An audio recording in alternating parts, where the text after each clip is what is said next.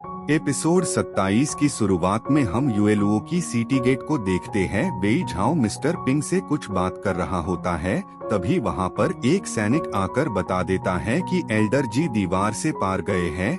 ये सुनकर वेई झाओ जल्दी से वहाँ से चला जाता है और हम एल्डर जी को देखते हैं, वो अपने बेटे की लाशों को ढूंढ रहे होते हैं। वेई झाओ जल्दी से जाकर एल्डर जी को ऊपर लाता है और सभी लाशों को एक एक करके ऊपर लाने लगती है। एक सैनिक जाकर जनरल लू यू को ये बात बताता है तो जनरल लू यू वेई झाओ पर तीरों से हमला कर देता है। ये देखकर यूएलओ की तरफ से भी तीर बरसने लगता, जिस वजह से लू यू के बेहद सारे सैनिक मारे जाते हैं। तभी पेई यान आकर जनरल लू यू को रोक देता है और समझाते हुए कहता है कि अब ये लाशों के ढेर किसी काम का नहीं, हमें कुछ और प्लान बनाना होगा। वेई झाओ और होंग जी ऊपर आ चुका होता है। होंग जी सभी लाशों को उनके फैमिली के पास भेजने को कहता है। सभी लोगों के जाने के बाद होंग जी वेई झाओ से पूछता है, क्या आपने इन लोगों को किंगकाम में बचाया है? जिस पर वेई झाओ कहता है, मैं बस उन लोगों को यूएलओ को बचाने की एक मौका दे रहा था, और कहता है मैं बस सभी लोगों को खुश देखना चाहता हूँ, जिसके लिए मुझे पहले केस खोलना होगा। होंग कहता है इससे आपका पहचान उजागर हो सकता है। वेई झाओ कहता है आपको बस मुझसे जेड हेयरपिन लेने के बारे में सोचना होगा, और वहाँ से चला जाता है। दूसरी तरफ जियांग सी के पास एक आदमी आकर उसे मेडिसिन देता है। जियांग सी उससे बाहर क्या चल रहा पूछती है तो वो आदमी बता देता है कि वेई झाओ ने सिटी गेट बाहर के लोगों को बचाने से मना कर दिया है। ये सुनकर जियांग सी कहती है वो ऐसा नहीं कर सकता, और हम अगले दिन का सीन देखते हैं। वेई झाओ और मिस्टर पिंग यान सिस्टर्स को जियांग सी की सुराग देने के बारे में बात कर रहे होते हैं। वेई झाओ कहता है हमें यान सिस्टर्स के आने से पहले इस युद्ध को खत्म करना होगा। दूसरी तरफ हम किंग को देखते हैं,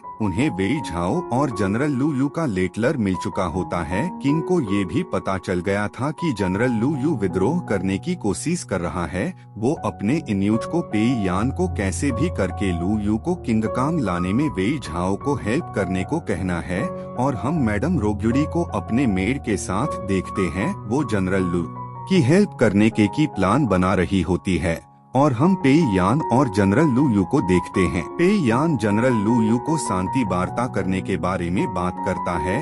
ये सुनकर जनरल गुस्सा होने लगते हैं। पेई यान जनरल लू यू को समझाकर कहता है हमारे सैनिक पेचिस संक्रमित हो चुके हैं, हमें युद्ध करने से नुकसान हो सकता है, हमें उन्हें इन सब के बारे में सोचने के लिए 5 दिन का समय देना चाहिए, और मैं खुद उन लोगों के पास प्रस्ताव रखने जाऊंगा। जिस पर जनरल लू मान जाते हैं। वेई झाओ को भी इस बारे में पता चल जाता है। दूसरी तरफ हम जियांग सी को देखते हैं, वो काम करते करते बेहोश हो गई थी। यूलियन की मां जियांग सी को बेहोश देखकर सैतिको से बाहर जाने के लिए विनती कर रही होती है। तभी वहाँ पर यूलियन और होंग जी को देखते हैं। यूलियन जल्दी से अपनी माँ के पास चली जाती है। यूलियन को देखकर उसकी माँ बहुत खुश होती है और जियांग सी के बारे में कुछ बताकर बेहोश हो जाती है, और हम वेई झाओ और पेई यान को आमने सामने देखते हैं। पेई यान वेई झाओ से बिल बुक के बदले यूएलओ को युद्ध के लिए तैयारी करने के लिए 5 दिन तक युद्ध टालने में हेल्प की शर्त रखता है। ये सुनकर वेई झाओ भी मान जाता है। तभी वहाँ पर हांग जी और यूलियन आकर बता देता है कि जियांग सी बेहोश हो गई है। ये सुनकर पेई यान जल्दी से जियांग सी को ढूंढने जाने लगता है। तभी एन चेंग पेई यान को रोक देता है और कहता है अगर आप जियांग सी के पास गए और समय पर लिंगझाओ नहीं गए तो जनरल लू को शक हो सकता है। ये सुनकर पेई यान एन चेंग को लिंगझाओ से सबसे अच्छे मेडिसिन वेई झाओ को देने को कहता है, और हम वेई झाओ और मिस्टर पिंग को देखते हैं। वो मिस्टर पिंग को एक टुकी सैनिक लेकर यहाँ से जाने को कहता है, और हम वेई झाओ को जियांग सी के पास देखते हैं। वो जियांग सी के लिए बेहद परेशान होता है।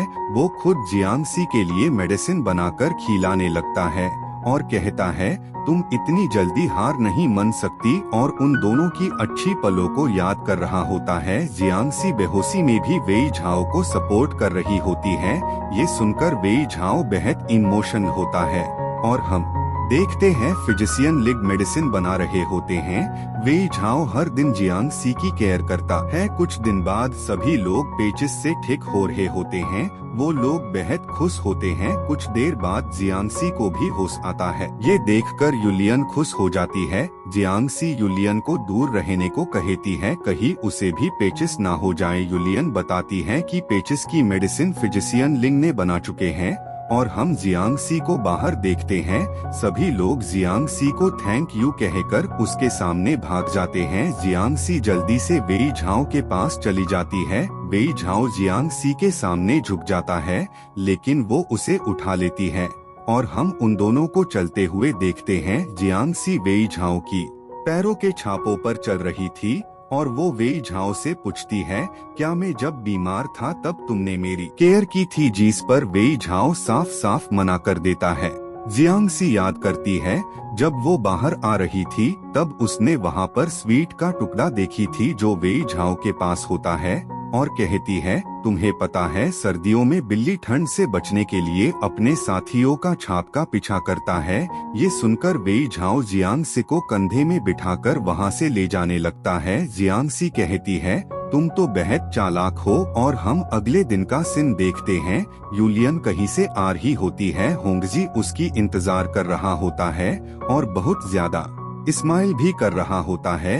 यूलियन उससे पूछती है, तुम इतना हंस क्यों रही हो? होंगजी कह देता है कि उसकी माँ ने उसे चिकन सूप भेजा है। ये सुनकर यूलियन खाने लगती है, लेकिन होंगजी एक डिब्बे को देख रहा होता है।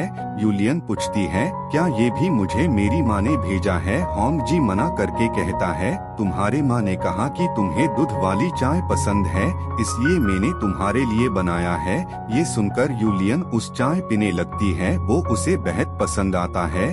ये सुनकर होंगजी बेहद खुश हो जाता है और हम जियांग सी को कहीं पर जाते हुए देखते हैं। वो वहाँ पर होंगजी को किसी तरफ देखते हुए देखकर पूछती है, तुम क्या देख रहे हो? ये सुनकर होंगजी यूलियन की तारीफ करते हुए प्यारी प्यारी बातें करने लगता है, जिससे जियांग सी को वेई झाओ की याद आने लगता है। तो वो वहाँ से चली जाती है। उसके बाद हम उसे लिंग झाओ को टिपते हुए देखते हैं। दूसरी तरफ हम वेई झाओ और होंगजी को युद्ध के बारे में बातचीत करते हुए देखते हैं। होंगजी पूछता है, आपने पेई यान से संधि नहीं की? वेई झाओ कहता है, वो बस हमें तैयारी करने के लिए कुछ समय तक युद्ध को टाल सकता है। होंगजी कहता है, लगता है मैं सिटी लॉर्ड बनने की काबिल नहीं है। वेई झाओ कहता है, तुम्हारे फादर ने भी पहले ईंट उठाकर और पुल बनाकर इस काम की शुरुआत किया था, तुम भी ऐसा ही करना। और उसे जेड हेयरपिन देता है। तभी वहाँ पर ये घंटी बजने लगता है।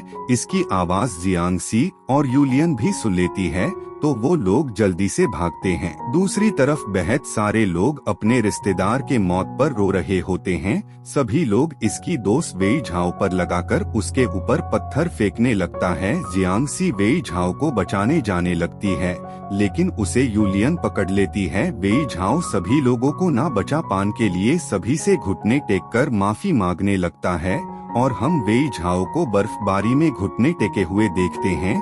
तभी वहाँ पर जियांग सी आकर वेई झाओ को कपड़े उड़ा देती है। वेई झाओ पूछता है, तुम यहाँ पर क्या कर रही हो? जियांग सी कहती है, मुझे डर था कहीं बेशर्म बिल्ली ठंड में ना जम जाए। और वेई झाओ के हाथ पर अपनी मुँह से बाफ दे रही होती है। वेई झाओ कह देता है कि उसे ठंड नहीं है। ये सुनकर जियांग सी वेई झाओ की गले लगकर कहती है, लेकिन मुझे तो ठंड लग रही है। तभी वहाँ पर इमरजेंसी की घंटी बजने लगता है और यह एपिसोड यहीं पर खत्म होता है। अगर आपको पसंद आया तो लाइक, कमेंट और शेयर करना मत भूलना। मिलते हैं नेक्स्ट वीडियो में, तब तक के लिए बाय बाय।